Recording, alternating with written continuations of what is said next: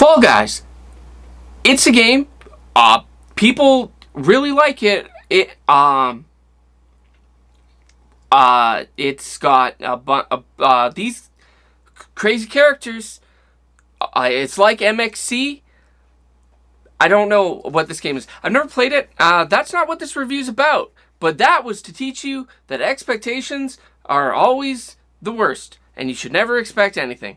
Because that's what every kid in the 90s got when we got a Beast Wars game. Beast Wars was an animated series that came out of Canada, made by Mainframe Entertainment, the same guys who did Reboot, and Hasbro. For the time, it was amazing. The 3D animations were great, and it looked amazing. It looked fantastic. And the storyline still holds up today. It did get a sequel called Beast Machines, and though the kids of the 90s weren't ready for it or not mature enough for it, the story is much better now as an adult. Now, I love Beast Wars.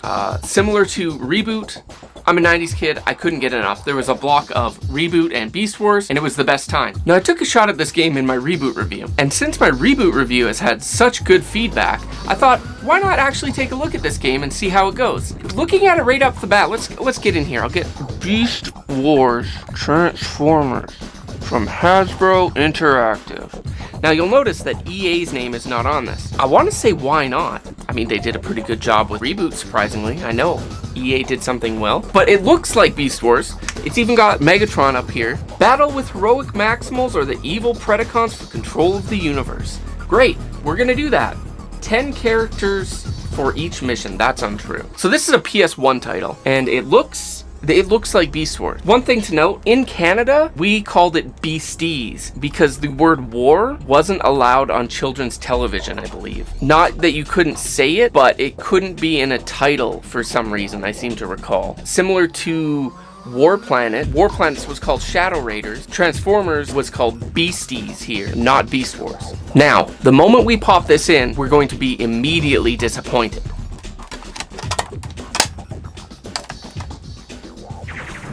Code breaching Sector 7. United system failing. Plasma cannons to full power. Shields are doing a major fade. We're going down. What is this intro? It looks like Beast Wars.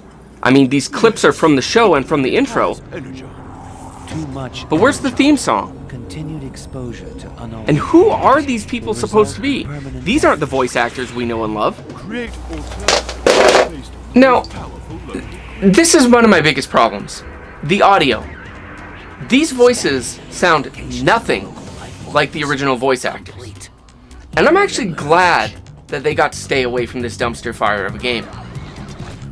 But it makes me wonder, what would have happened if they actually got the voice actors and maybe put the game's development in another company's hands? Maybe we would have got something similar to the Reboot game? We can imagine. Music kind of fits. It feels thematically correct. It seems to use a similar sound palette to actual Beast Wars. I don't hate it, but it's not standout. And the weapons actually sound like the weapons from the show, so I gotta give it to them there.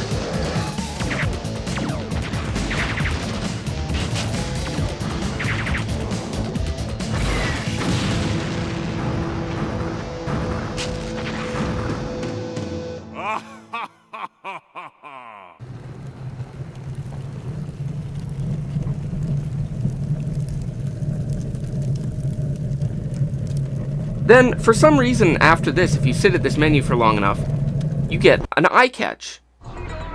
Why? Why is there an eye catch? We bought the game, we know what we're playing. We don't need to see an eye catch.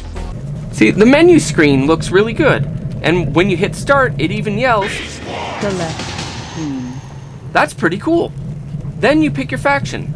And I think this voice acting right here is the closest you'll get to any of the actual voice actors from the show. Predacon. Maximum. Predacon. Maximum. Predacon. Maximum. Predacon. When you pick your faction, you're taken to this screen, where you can check scores, check options, load games, and start a new mission.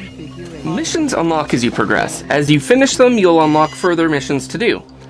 But I don't really care to do that, in all honesty. I'm not going to play this game that long. Each mission appears to have 3 submissions, a first stage, a second stage, and a boss battle. That's great, I guess. After you select your mission, you can select your bot.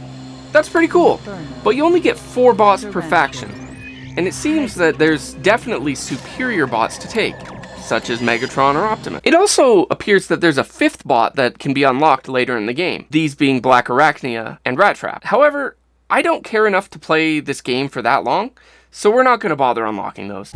Now, the story is loosely based on the Beast Wars television show, with Maximals and Predacons crashing on Earth, vying for control of this energon-rich planet.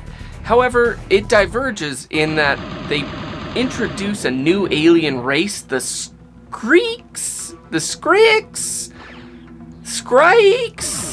I'm not entirely sure. To fight with both the Maximals and Predacons. Also, the Maximals and Predacons just have an army of drones defending all these random bases. I don't remember that at all. So the controls are pretty basic for an adventure game. D-pad moves, X jumps, square shoots your weapon, and triangle is the transform button. That's kind of a cool thing that they added. They didn't need to, but since Energon and Beast modes were such a big part of the series, they did decide to add that in. Gotta give them a little bit of credit for that. Circle doesn't seem to do anything. R1 gives you a quick turn, which I actually discovered while making this. L1 dips the camera up and down, which is strange to me as well. L2 and R2 are strafing, but if you press them together, it's a crouch. I don't know why you'd need most of these controls. You can pretty much just run and gun this game. Also, it's a weird thing. If you turn the analog button on, it turns the controller off. It says it's unplugged. That's odd. Turn it off. Oh, we're back. On. Oh, controller's unplugged. One more. Oh, we're back. Good to go. That's weird. I think this game would play better with a stick, but each stage is a simple 3D layout run and gun with minor, and I mean minor, puzzles.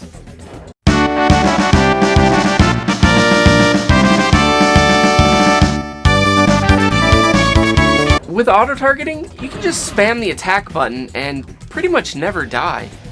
See that purple meter? That's Energon. If it runs out, stasis lock. You're dead. So use beast mode, faster, but no weapons. That's it. That's all it is. You can get weapon upgrades, health, regen, and energon, as well as these, which kind of act as one-ups. When you get one, you unlock a special mission, which lets you fly and rescue your downed teammate. So no one actually dies. They get captured by the Skreeks. Boss fights are pretty basic. It seems that you can just stand there and spam your attack button and they won't be able to take care of you in time. Not really difficult. All in all, it's kind of an uninspired adventure game with minimal cool mechanics. How does the game look? Kind of muddy, kind of murky. Everything kind of blends together, looks washed out. But it's a PS1 game. I'm not gonna slam it that hard for not having the best graphics around. Well, that's enough of this. I'm done with it. All in all, the game's bad. It's not good at all. If you find this game, I don't recommend picking it up, unless you just have to have a Beast Wars game. Now, there was a sequel, Beast Wars Transmetals, which came out on N64 and PS1. Do I dare talk about that one? I don't know. But as for this game, in the immortal words of Megatron, the Beast Wars are over. You lose. Hey guys, thank you so much for watching my video. I hope you enjoyed it. And stop!